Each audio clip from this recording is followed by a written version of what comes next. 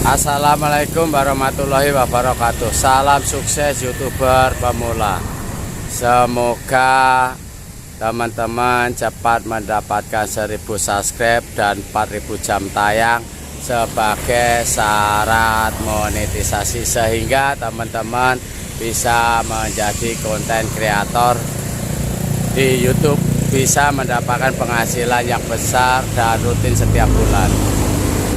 Nah, kembali sama Pak Dewarno, selain memberi tutorial YouTuber pemula dengan teori kepada teman-teman, Pak Dewarno juga akan memberikan cara-cara membuat video yang mudah dan singkat.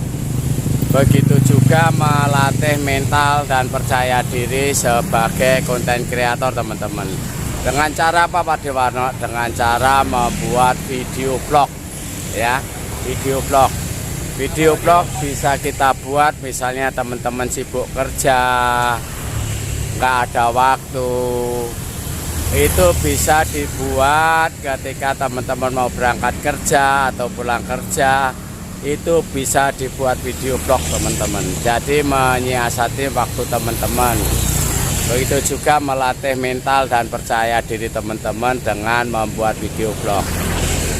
Nah, ketika teman-teman membuat channel video vlog, misalnya karena sibuk kerja sambil berlatih, belajar sebagai konten kreator, misalnya mau berangkat kerja, luangkan waktu maju 10 jam atau 10 menit atau 15 menit untuk perjalanan pelan-pelan membuat video vlog, teman-teman. Yang paling bagus, paling enak video vlog pakai motor, teman-teman, karena bisa manuver muter seperti ini, ya. Bisa muter seperti ini kan, gitu kan, kalau pakai motor. Tapi kalau teman-teman pakai mobil sangat sulit kalau untuk moving seperti ini. Karena apa? Karena di dalam mobil itu akan tertutup kabin, yang didapatkan jok mobil, teman-teman, ya kan. Kalau pakai motor seperti ini, luangkan waktu 1/4 jam untuk membuat video vlog. Nah, seperti ini, misalnya kita buat 2-3 menit, baru nanti kita jalan, kita presentasikan di perjalanan itu seperti apa dan bagaimana, daerah-daerah apa. Itu yang menjadi kan konten vlog, teman-teman, yang lebih bagus dan menarik, bermanfaat bagi penonton, sehingga peluang penonton yang banyak cukup. Peluang penonton itu bisa lebih banyak, teman-teman, ya. Inilah yang kita akan sampaikan kepada teman-teman untuk memberi motivasi mudahnya membuat video. Dengan percaya diri lebih mudah membuat video, teman-teman, ya. Inilah nanti akan Pak Dewarno buat sebuah konten video vlog, teman-teman, ya. Yuk belajar sama Pak Dewarno, nanti ke arah sana, teman-teman, ya. Nanti arah ke sana, nih, arah ke sana, teman-teman, ya. Kita akan membuat video vlog arah ke sana.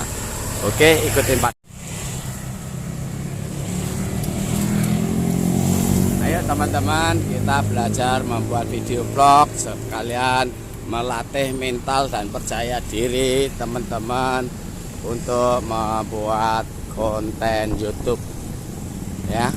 Ini cara menyiasati karena sibuk kerja, ya. Teman-teman bisa membuat video vlog misalnya seminggu 3 kali atau 4 kali. Syukur-syukur bisa membuat setiap hari 1 video vlog. Sambil berangkat kerja, luangkan waktu 10 menit atau 15 menit untuk membuat video, teman-teman. Nah, caranya apa? Caranya luangkan waktu 15 menit dalam perjalanan pelan-pelan, teman-teman, ya. Ya, perjalanan teman-teman pelan-pelan, misalnya sampaikan, oh ini misalnya perumahan Geria Bukit Jaya, teman-teman, misalnya. Nah, perumahan Geria Bukit Jaya itu dekat dengan tol Gunung Putri, misalnya dekat ke Cikeas, kan, gitu kan. Nah, di Gunung Putri itu banyak industri-industri besar teman-teman, misalnya seperti itu. Seperti apa? Ada pabrik mobil Mercy, pabrik obat-obatan, dan kawasan industri misalnya seperti itu teman-teman ya.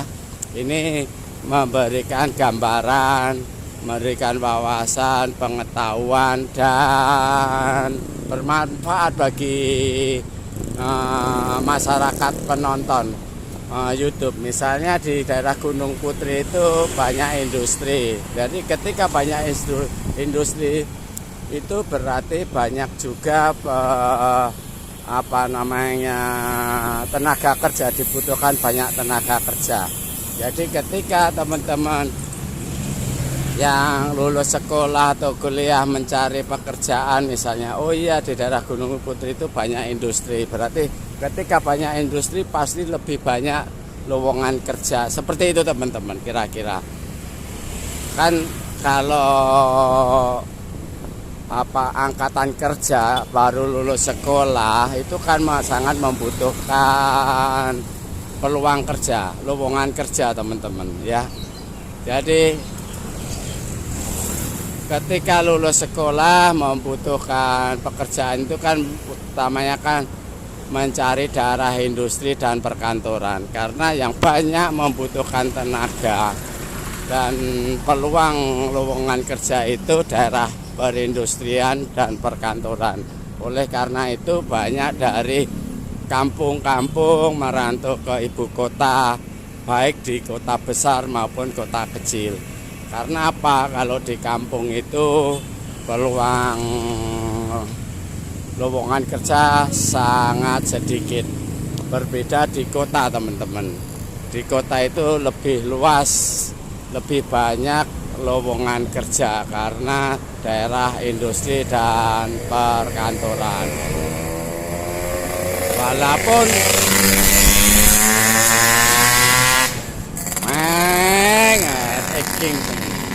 Walaupun persaingan ketat, tapi masih ada peluang untuk bekerja teman-teman.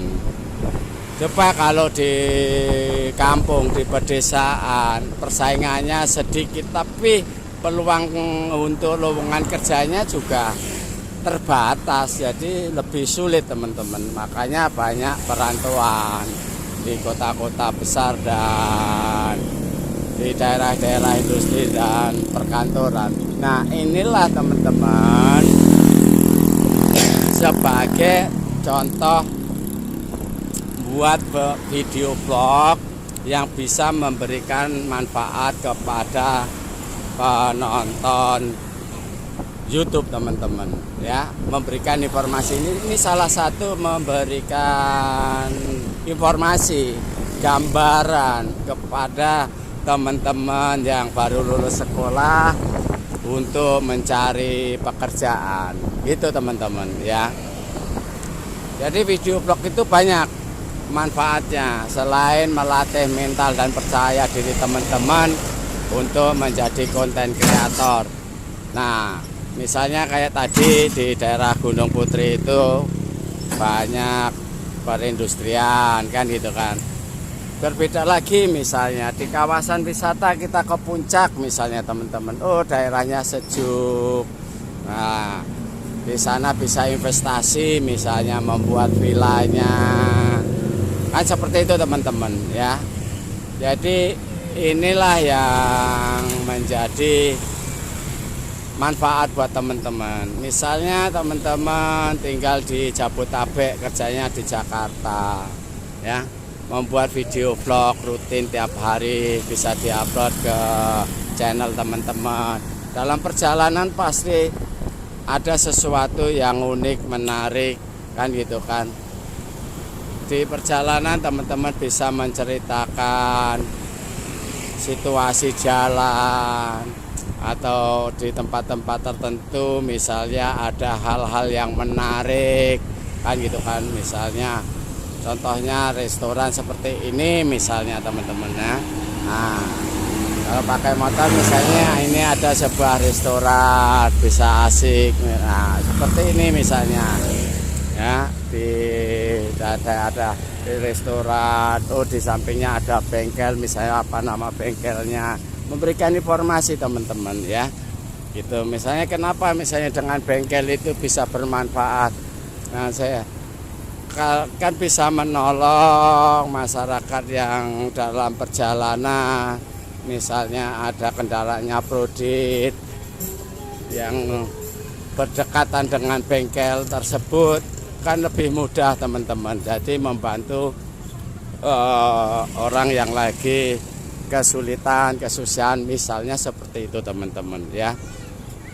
Jadi hal-hal inilah yang bisa jadikan konten bagi teman-teman yang sibuk dengan pekerjaan tapi ingin bergabung sebagai konten kreator, ingin mengembangkan channel teman-teman.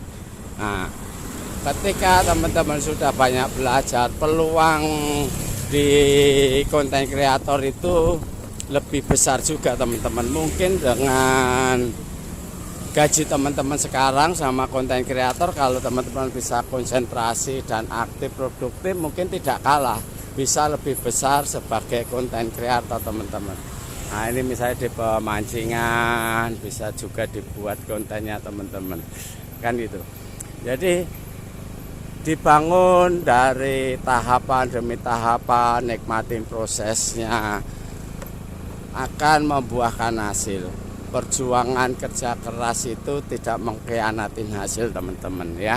Jadi inilah yang bisa teman-teman manfaatkan waktu, manfaatkan kemampuan dan kembangkan kemampuan teman-teman.